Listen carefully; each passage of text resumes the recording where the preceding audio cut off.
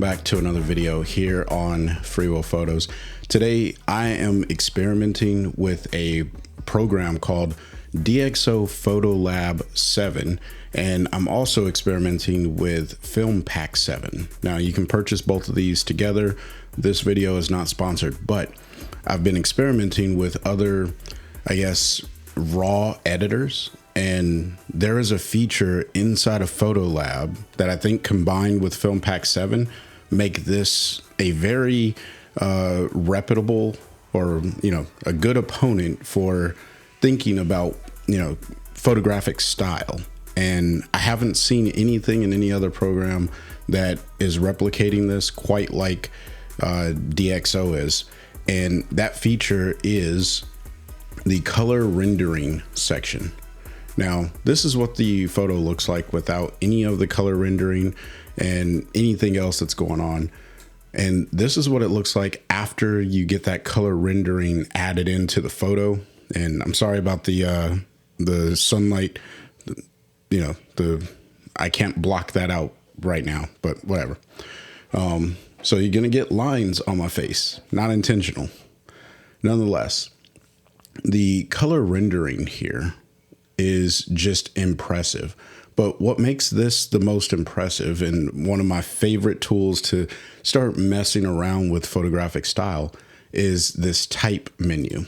Now, if I go with generic rendering, that's just going to give me some generic stuff, which is fine. Like these are, I guess, camera profiles similar to what we would get with On One, right? And these aren't bad. Like, not against any of these. However, if I change this, the type, if I click on that, I get a drop down menu, and you can see there are a variety. Now, the ones that say Film Pack 7, obviously you have to have Film Pack 7 for those to show up inside of the color rendering here. However, I believe, I downloaded both of them at the same time, so I can't answer this definitively. But if there's anyone who uses DxO Photo Lab on a regular basis, let me know if these are the standard profiles that you would get, which you have camera body, which we'll talk about here in a little bit. You got color positive film, and then there's a few film simulations. Unfortunately, you have to click on each one in order for it to actually show up. And these are all Film Pack 7. So if you don't go with Film Pack 7, I want to kind of just show you what comes with Photo Lab, because I think that there's still some great ones in here. And these are mimicking that Fuji film simulation, to the best of what I can understand. All right. Now, what's the most impressive to me, what I find just amazing, is actually inside of the camera body DxO PL Elite. So to get this particular program, I think it's $229, but you can also get Photo or Film Pack 7 with Photo Lab right now at the time of this recording. I'll leave a link in the description. Again, not sponsored. I was just blown away as I was experimenting, and I was like, man, this is really cool. I'm actually going to pick up this particular combination just because I enjoy it that much. To me, this is worth $229 because when I select camera body DxO PL Elite, I get a series of camera bodies here, right? And I don't know how true to life these are to the color space, but if you've been on this channel for any time, you'll remember I was always looking to make my photos look like a Nikon camera. And I was even considering getting rid of my Canon systems just to go to Nikon, get the Z8. And then, just yesterday, as I was exploring this, I was like, whoa, and I really like this, right? So if I click on Nikon Z8 PL Elite, now I'm getting that same color space, so to speak, right? I don't think it's perfect. I would have to get some Z8 photos to tie it together. But with what comes straight out of camera from the Canon, now these are raw files, by the way, what comes straight out of camera from the Canon, and when I throw this particular film simulation or whatever we want to call this, color profile, camera profile, when I throw this on there, it looks just like the Nikon files that I'm used to. And I've always been in love with the way that Nikon files look, which is why I'm excited about this. But it goes even further. Let's say I'm like, hey, you know what? I want to mimic something that comes from a Fujifilm camera. Well, now I have these Fujifilm simulations in here. So we'll say I want to mimic something from this long list of Fuji cameras that I have no idea what they are. I can click that and, not really feeling that, but that is something that is available to me.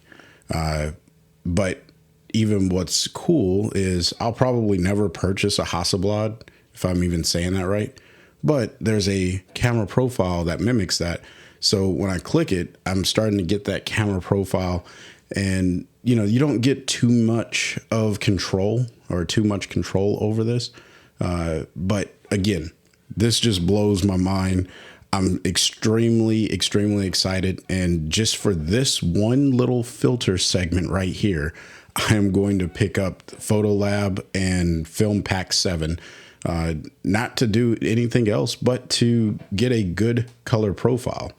Now, what's also cool here is if you get Film Pack 7, and this may work with other film packs, but they have this thing called the Time Machine. Now, I'm not some like film genius or anything of that sort, but I do like film looks. And if there's a particular time period that you're like, you know what, I really want to see a film simulation from that time period. Let's say 1950s. Don't even know what was going on in the 50s. I'm lying. I do. Anyway, here's a really cool history lesson of like some film that was being used in the time.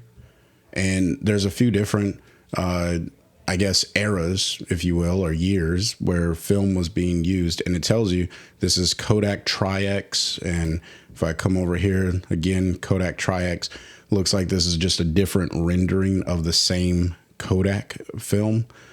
So if I click that, and you can see that my photo changes in the background, and now I'm simulating something that I've never had access to, and I have an idea of what this film was used for.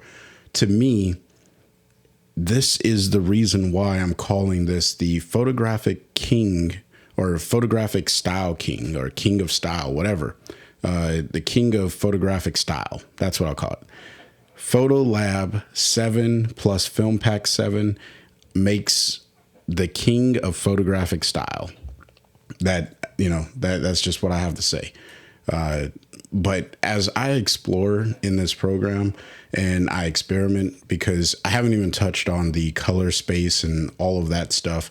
But this is just one of those things where I was blown away by the way this all came together, because I've never had access to this.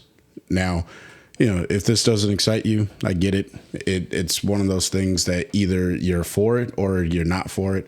But I have always been looking for a way to add in these Nikon color spaces, because as you all know, I started with the D5200. It looks like there's some film grain in here somewhere, so I got to get rid of that.